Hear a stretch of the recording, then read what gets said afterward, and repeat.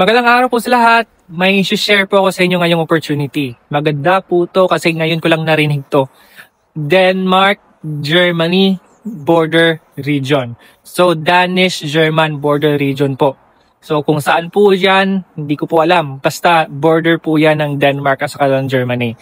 So magkakaroon po sila ng opportunity or job recruitment or event para po sa region na yan. So online po yan, gaganapin ngayong November 12, 3 to 5 p.m. Central European Time. So ang gagawin mo lang, mag-register ka sa event, mag-attend ka sa event, at i-upload mo yung CV mo dyan pag-register mo. So mga kababayan natin na nakapag-register na, naka-participate sa mga previous event, alam nyo na yung gagawin ninyo. So anyways, ang i-discuss dyan, syempre yung possible relocation, mga possible job opportunities, at darating or magpa-participate po dyan ang iba't ibang employers ng Denmark-German border region. So ano pa hinihintay nyo? Ito yung opportunity na para sa inyo.